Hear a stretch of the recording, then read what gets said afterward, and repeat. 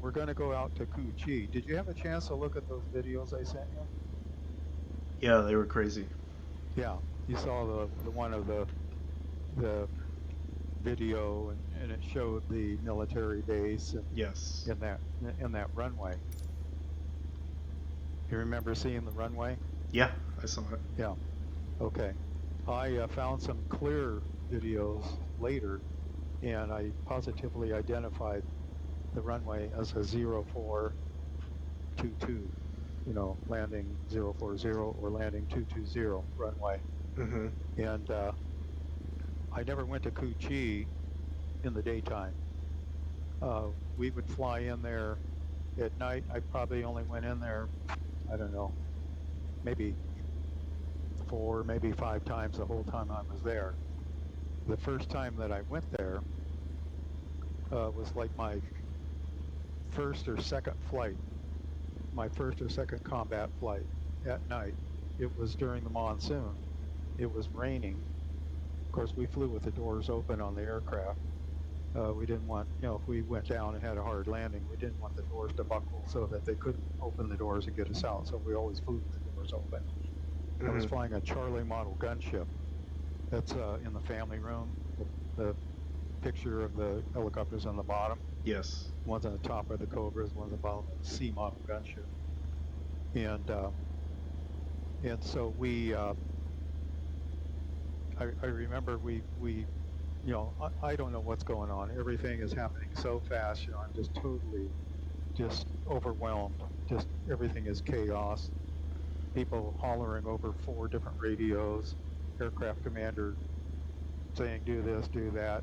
Oh, now we need to go into Kuchi and rearm and refuel. So we fly into Kuchi, and I'm sitting there, and the aircraft commander, who was another warrant officer, looks at me and says, "Well, get out and help them load rockets." And I'm like, "Yeah, okay." I thought, I'm a pilot. I'm just going to sit there, let the crew chief and the door gunner handle all that crap. Right, right. No, you get out too, Yeah. and you help them, because we had to keep the engines running. So he had to stay in the aircraft. He's sitting in the left seat, which is the uh, the pilot seat in a helicopter Right. in the Huey anyway. So he's saying, get out, help them load rockets. Well, we carried two 7-shot rocket pods for a total of 14 rockets, Mm-hmm. 2.75 folding fin aerial rockets. Then we had the miniguns mounted on. So from my seat, I would shoot the miniguns. From his seat, he would fire the rockets. He had Gotcha. a sight he could bring down. I had a sight I could bring down with a handle on it that activated the miniguns. Yeah. And so anyway, he's sitting there. So we had to hump those rockets and load them into the rocket launcher. And I don't remember whether or not we had to reload with minigun. I don't think we added any minigun ammunition. But it's raining. I'm soaking wet, and my flight suit's sticking to me. And we jam back into. Oh, in the meantime, we had to refuel the aircraft with the engine running.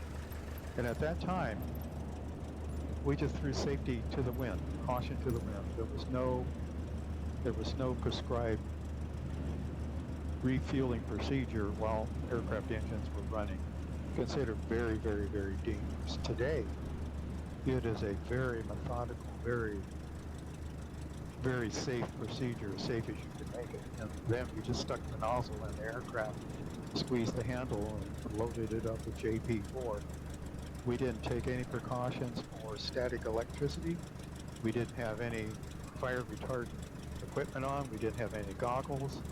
If you get sprayed back with JP4, you're soaked with JP4. You could be a torch. Jeez. It was just craziness. So anyway,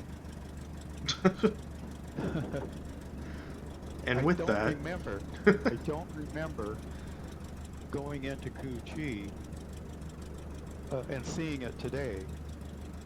Matter of fact, when I was looking at the video, I couldn't see where it is that where exactly we flew in to rearm and refuel. yeah. I don't think it was on the runway. I think it was somewhere else on the base that would have to be close to fuel. and and uh, ordnance. So anyway, we're just going to go out and we're going to find that airstrip. Okay. I've been out here already, and you, you go on Google Earth, you could just barely see it.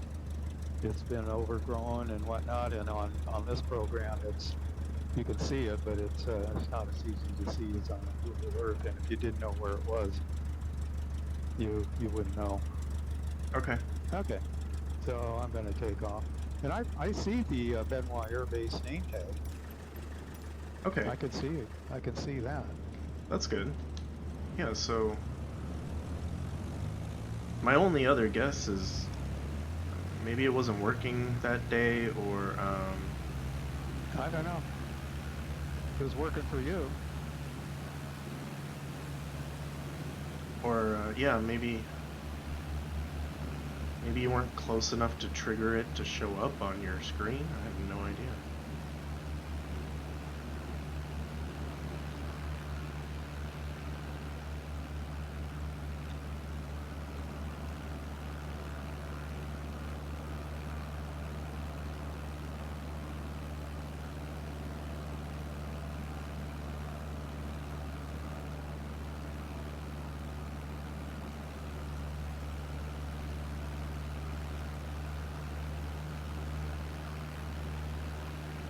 As you get airborne here, right at 12 o'clock, you'll see the Dong Nai River, and out at 9 o'clock would be Bien Hoa. Okay.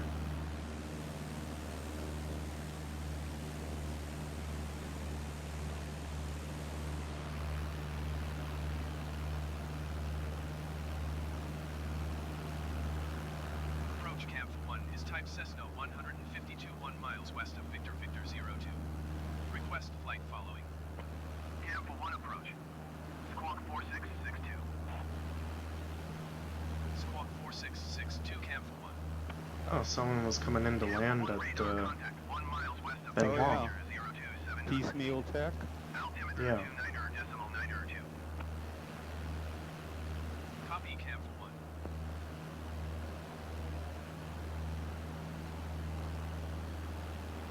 I'm just going to go up to like 1,500.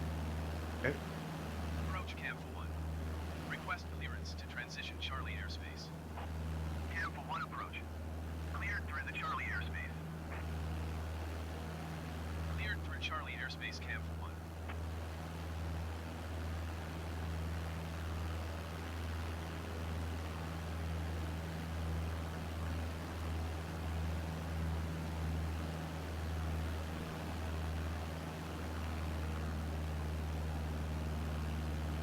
Okay, so we just crossed the Dong Nai River. Okay.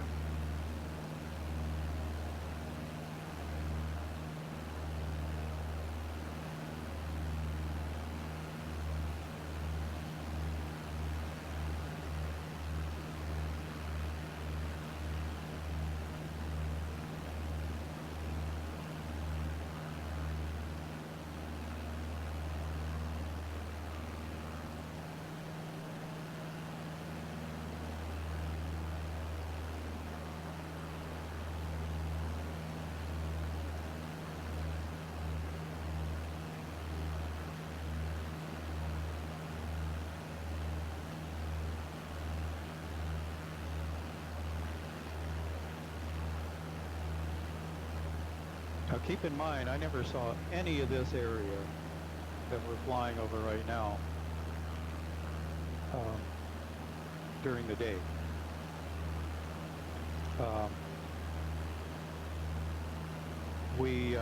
Well, there may have been one time when we had an aircraft shot down. We had to fly cover over it all night till the sun came up, Oh, and then jeez. we were relieved by the day crew, and we headed back. And I remember being totally disoriented for a bit because we just weren't used to seeing things during the day. Everything turned to green haze. It was so much easier to navigate at night because of you know, the light patterns that I mentioned before. Right. They're all very distinctive. Daytime, everything was just green haze. Nothing particularly stood out. You know, we didn't have daytime landmarks that we could pick out. Like we were very comfortable at night picking out the things that we use for VFR navigation. Yeah.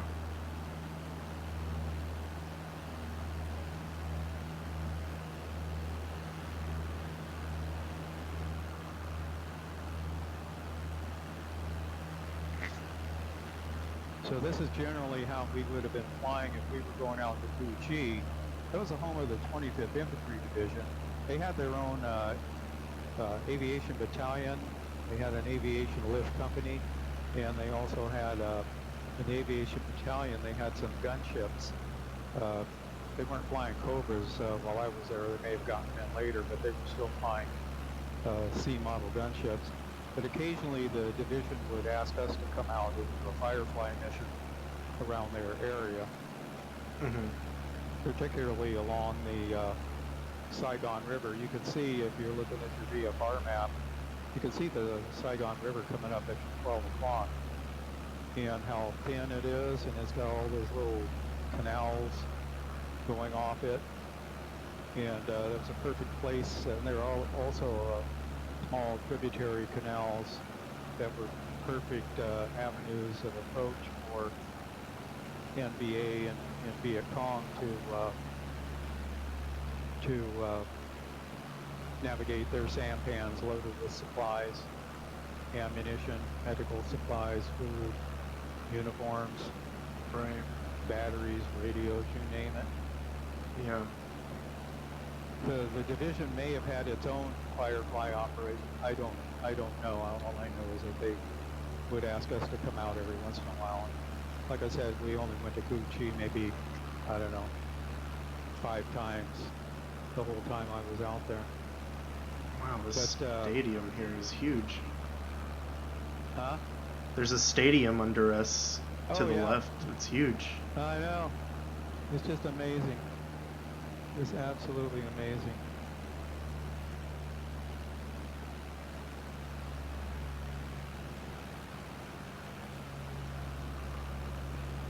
So Vietnam was, especially the area I was, I can't speak too much for the other zones, but 3 Corps was divided up into artillery zones, usually by the name of the most prominent base in the area. So leaving Bien Hoa, we would call Bien Hoa artillery and tell them where we were headed, just to make sure that we weren't going to fly into any artillery. And then we call Phu Loi artillery on the way to Cu Chi. Then we would call Cu Chi artillery. So it was like flight following in a way, and it also talking to each of the artillery coordinators in those different zones would ensure that we wouldn't accidentally fly into an artillery barrage. Right.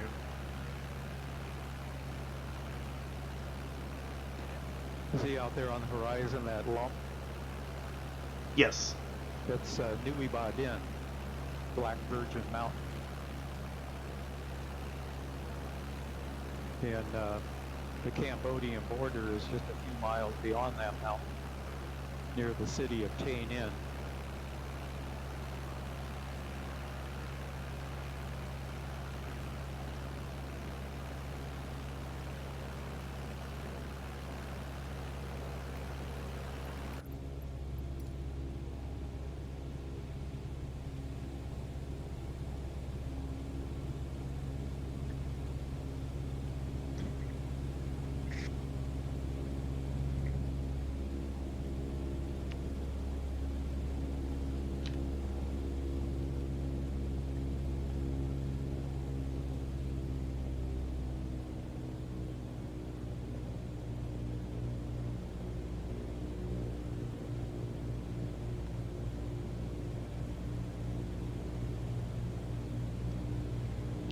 Of course, U.S. and Vietnamese forces had had radio communications facilities set up on top of the mountain because everything is so flat that was a great place to have radio relay stations. Mm-hmm. And the frickin' Vietnamese, the Viet Cong would climb up the side of that mountain and attack them every once in a while. And the only way they could get resupplied was by helicopter.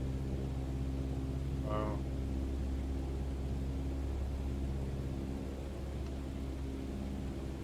But they were attacked with small arms. From the ground, the NVA or the Viet Cong could sling mortars onto the summit, but it was very vulnerable for them to do that because we had largely control of the terrain surrounding the base of the mountain. So if they did something silly like start shooting mortars up there, well, they would just have hell rained on them. But they could sneak up the side of the mountain. It was heavily foliaged, a lot of trees, jungle growing up the side of the mountain. So, yeah, they didn't have a problem with attacking from that angle.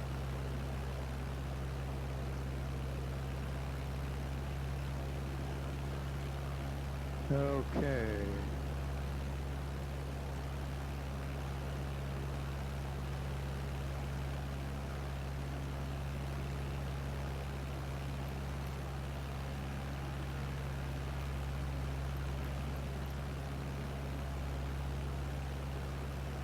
Now, this route is not exactly how we would have flown to Cu Chi back then. We would have just flown more direct. I'm kind of following the river here because I need to have some landmarks. I tried going out there direct and I couldn't find a thing. I had to sweep back and forth and back and forth and back and forth, and finally oh wow, there's that airstrip. Just stumbled on it. I knew it was out there, but I didn't have a way of exactly finding it. Yeah. So I used the river and Google Earth and just drew a bearing from that airstrip to on the heading of 040 to the river. That's cool.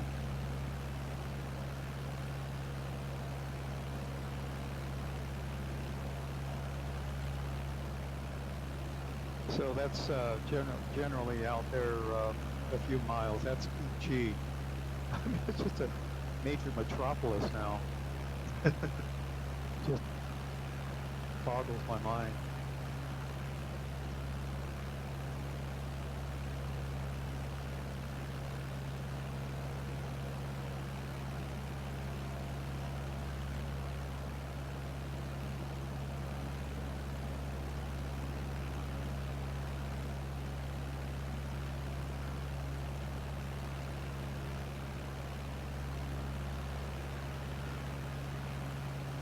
The city itself doesn't have its own little regional airport.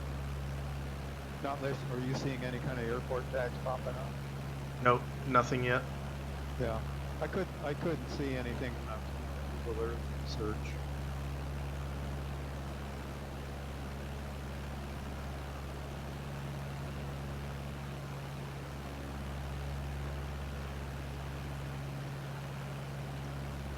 Okay, I know where I'm looking, so I can see that airstrip now. Okay.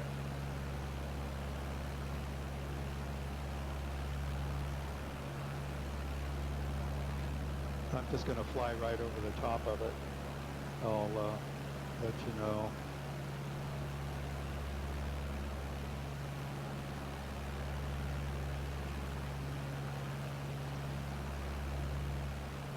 You could just barely see it peeking out of the trees here at my 12 o'clock. So, like, both sides of it have tall trees? Yeah. Okay. Yeah, I might have eyes on it.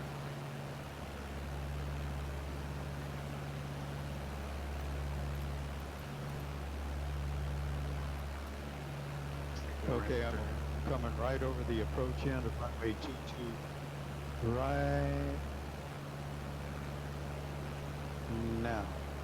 Okay. So yeah, it must be right there. I'm circling it with my mouse right now.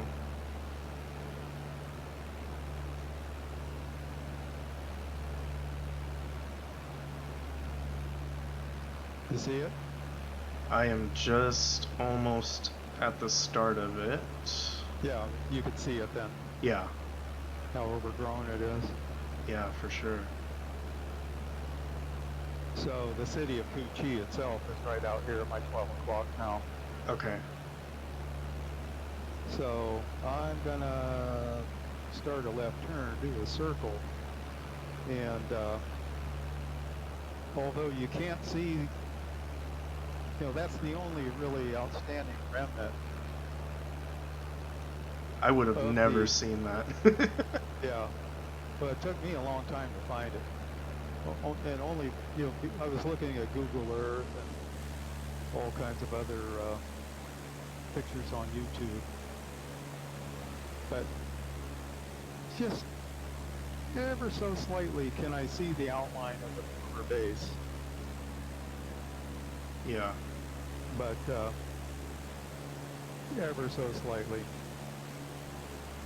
Like coming up on my 9 o'clock, like just about now, I think is where one of the ammo bunkers is, and where the helicopters for the 25th Division park. That they parked some of them around this area, according to the pictures I saw online. Mm-hmm. And they parked some over by the airstrip itself.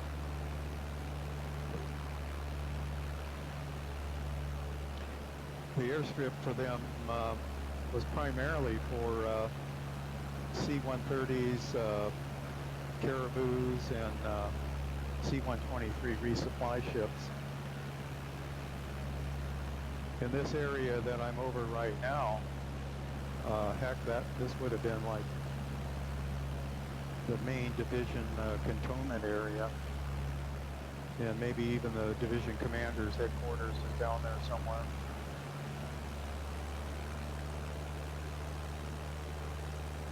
Wow.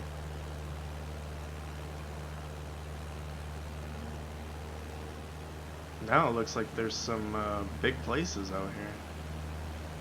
Yeah, I mean, it's just totally, so you see this, I'm flying over here, I get myself totally disoriented, but you can see this canal here. Yes. That's coming up on my 12 o'clock. I'll just fly down it a little bit here.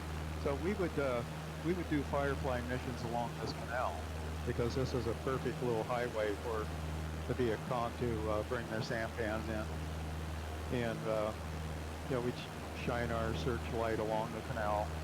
It was not as heavily populated. There was a lot of foliage overgrowing the banks, and they'd hear us coming, of course, and they would beach their sampans under the Nippapalm, run in, get away from them, because they know if we spot them, they're going to shoot them up. Was the canal as like angular as it is today? Like, it looks pretty angular. As I recall, some of them are kind of natural, and others were man-made. The ones that are more straight were man-made.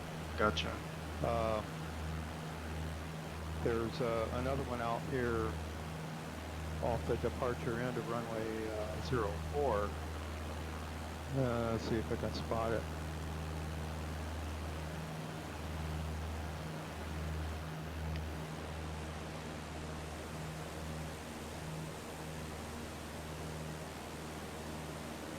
It was more of a natural canal. I'm not really coming up with it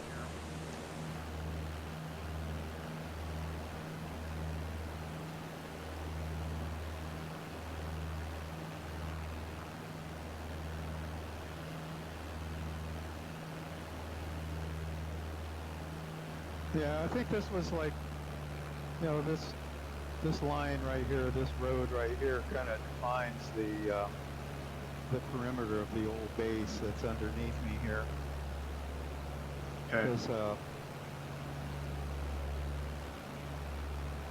the perimeter had a dirt road around it, so that security vehicles could, patrol the perimeter Right. 24/7.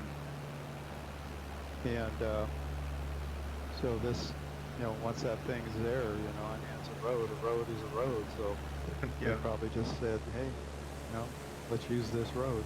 So it is. It's still in use today. Hmm.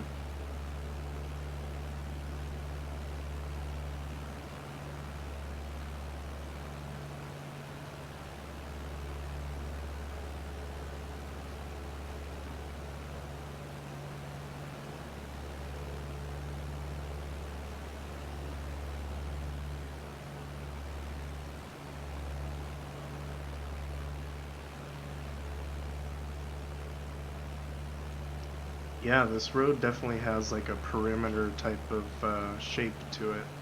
Yeah. Yeah, you can kind of get a sense of it.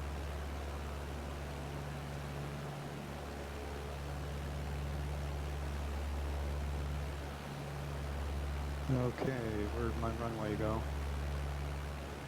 9 o'clock. Oh, there it is. Okay, I'm going to descend and set up for the landing into runway 04. So I'm going to do more or less a 360.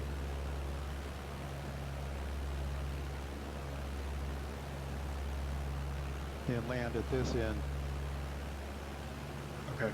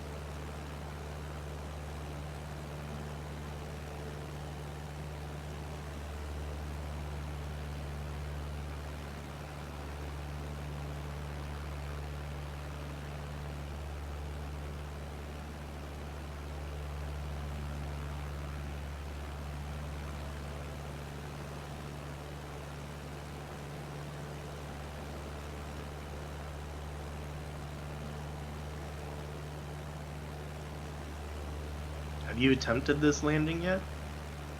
Yeah, I have. Oh, okay, so it's doable. Yeah. Okay.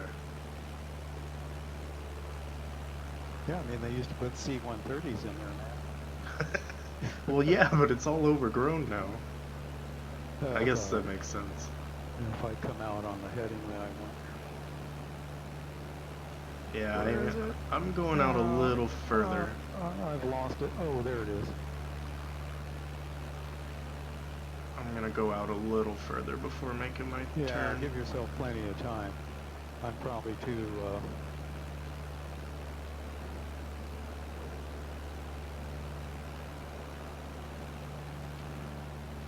Interesting intersection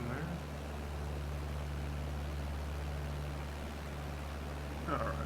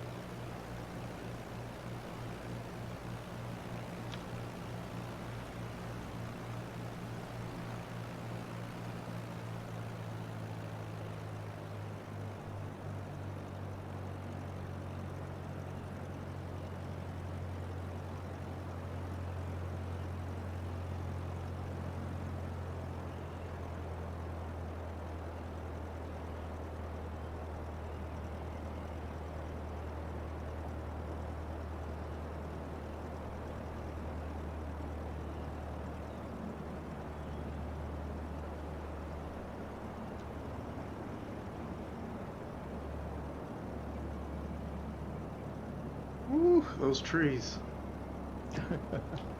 Yeah, you'll just cut right through.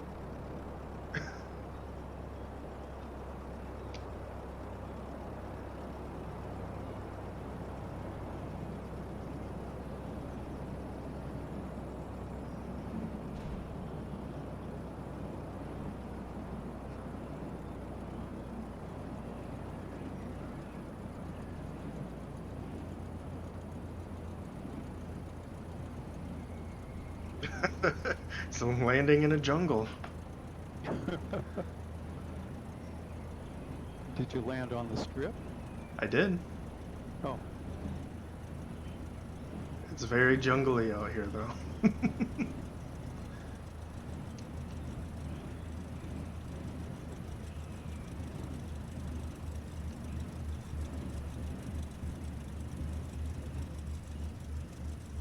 yeah, I could hear your engine in my right earphone. Yeah, I hear yours too. And you know, I thought I could hear some birds walking. I am hearing the birds. Okay, a pointer on your landing as soon as you touch down. You want to do a thing we call cleaning up the aircraft. That's Okay. immediately retract your flaps. Oh, immediately? Okay. I Yeah, just did it. after touchdown. Okay. You immediately bring your flaps up because if you think about it, the flaps give you more lift. Right. Yeah. So when you touch down, you want as much weight on the wheels as possible. Yeah. So you retract the flaps, and that'll put more weight on the wheels. Yeah, that makes sense. For getting out of here, we do what's called a short field takeoff, and short field takeoff isn't too difficult, but you have to use as much of the, oh shoot, let me get back here, see if I can use as much of the runway as possible.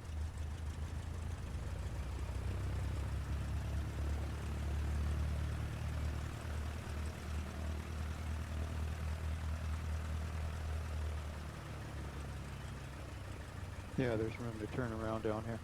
Okay. And the wings just go through the tree trunks anyways.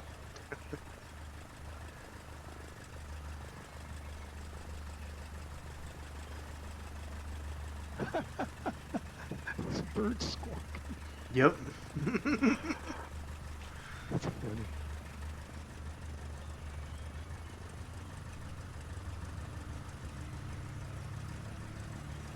So what are your flaps set to? Okay, short field takeoff, you want the flap set to 10 degrees. Okay. And then you get the go full throttle with your brake on, with your toe brakes on. Not your parking brake, but your toe brakes. So you get the RPM all the way up. And then you release the toe brakes, and you'll immediately start rolling because you got all that RPM. And you get it light on the nose right away because you want that 10 degrees of flaps is going to give you just enough lift to clear your trees. Gotcha. Okay. So I've got 10 degrees set in, I've got my toe brakes on, I'm going to give it full power. And my RPM gets up all the way. Brakes off, rolling.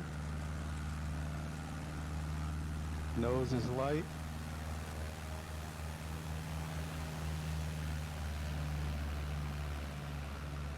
And I'm lifting off. Not very pretty.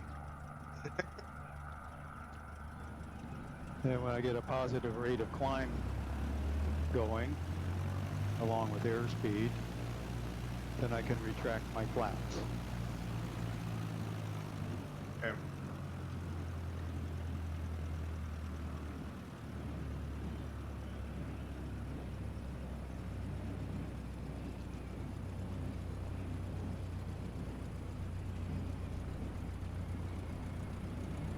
I'll circle around the airport, wait for you to catch up with me.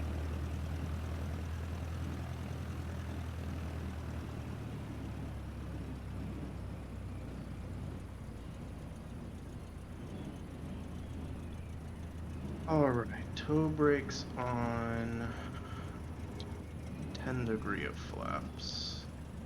Spooling up 100%, you said. And then let go.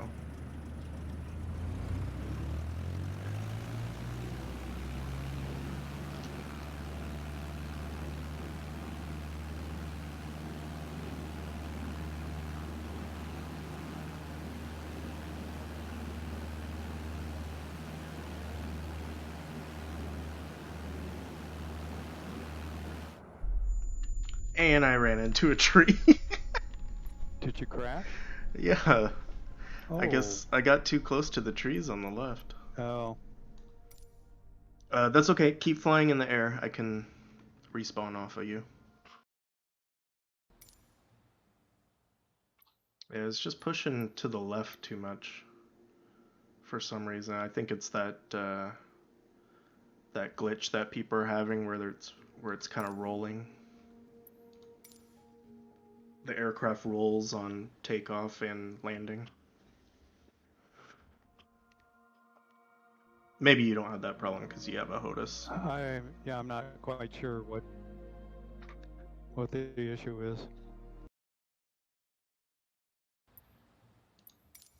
Approach Cessna Alpha Sierra X-Ray Golf Sierra is type Cessna 152.14 miles northwest of Tansenhat. Okay, Request flight I'm following. back. Let's see if I can get you in view.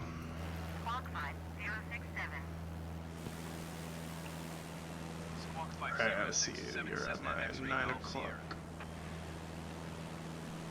Cessna X-Ray Golf Sierra radar contact 14 miles northwest of Tansenhat, 1,800 feet. Okay, I'm behind you. Altimeter, Okay. 902.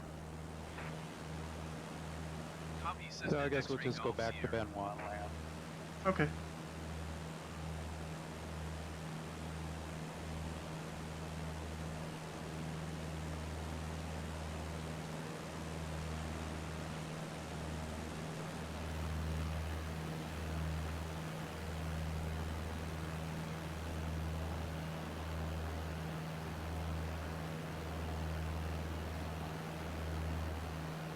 Approach Cessna Alpha Sierra X-Ray Golf Sierra. Request clearance to transition Charlie airspace. Cessna Alpha Sierra X-Ray Golf Sierra approach. Cleared through the Charlie airspace.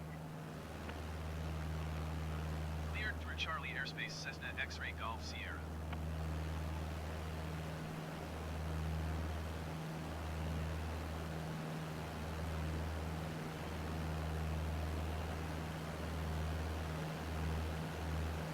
So the 25th Division had a huge area of responsibility, and of course they would send out patrols daytime, nighttime, out in this whole area.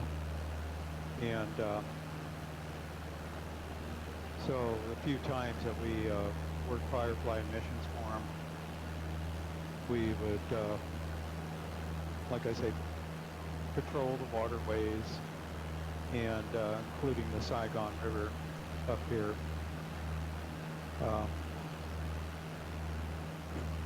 There were river patrol boats that also patrolled the Saigon River, so you didn't see a lot of sampan traffic on the river itself.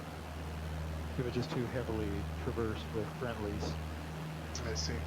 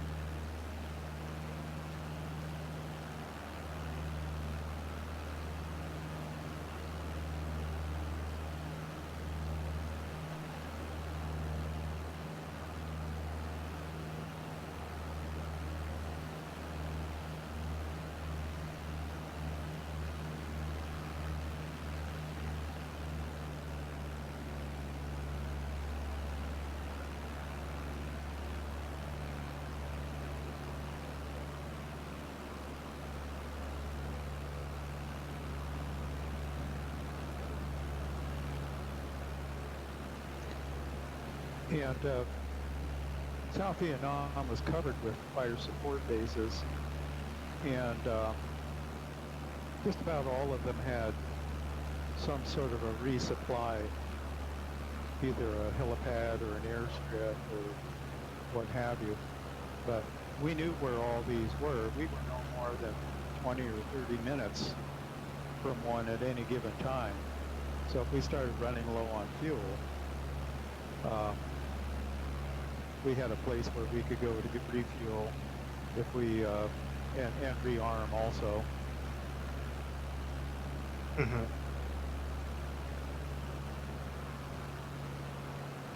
And we didn't need any special permission to go into these places.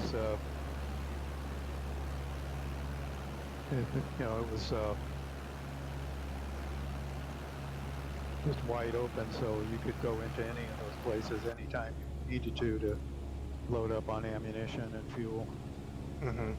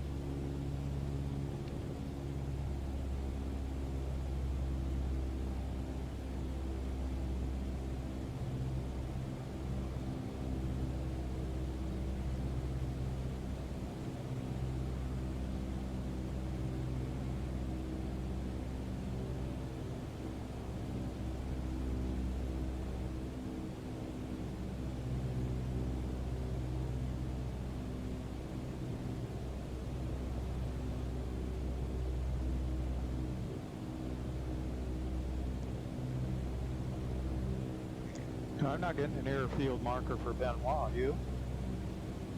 No, I don't see anything yet. Okay. I kind of know where it's at, so.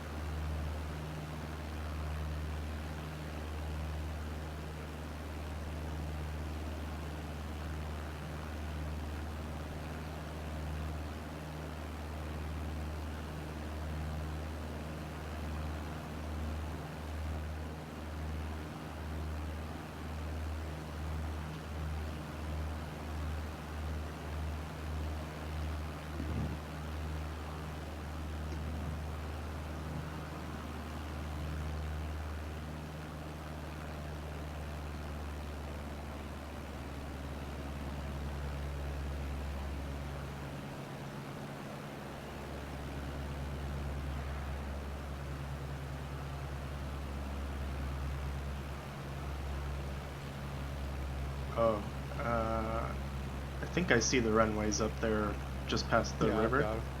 I've got them in sight. Okay. And then I just got the airbase tag Yep, me too. just popped up.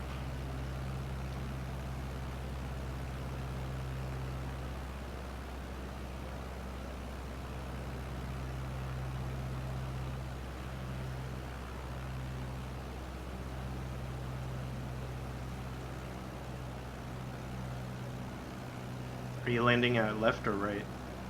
Right runway. Should I go for left? 09 right.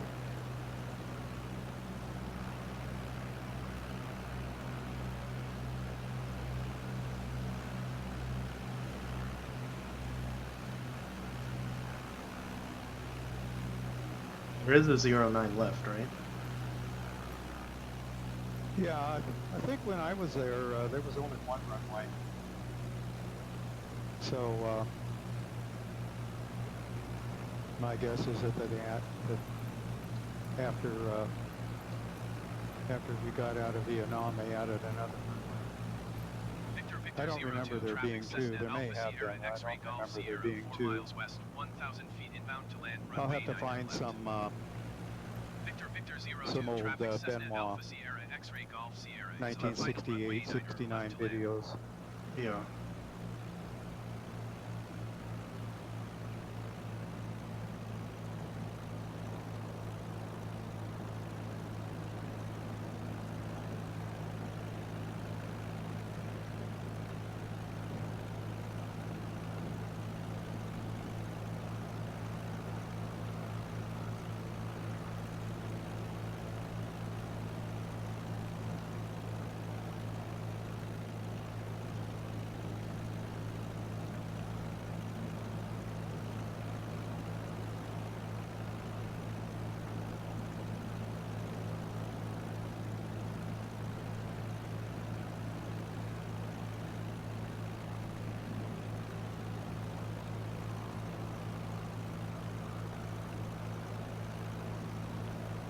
Oh, you're going into left? Yes.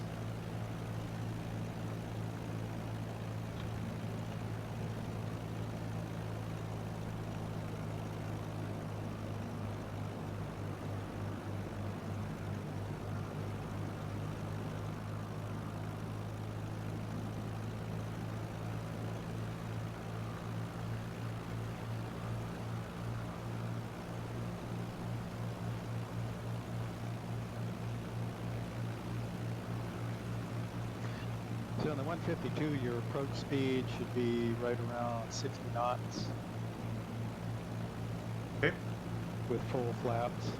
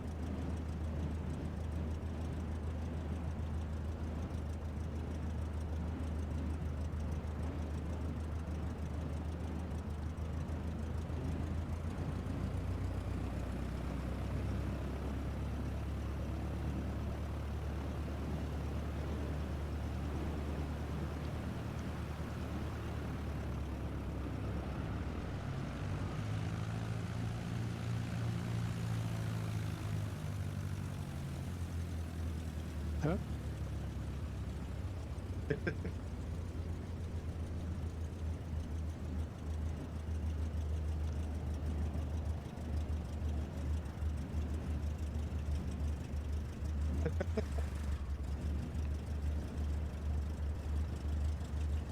All right. Well, G to death again.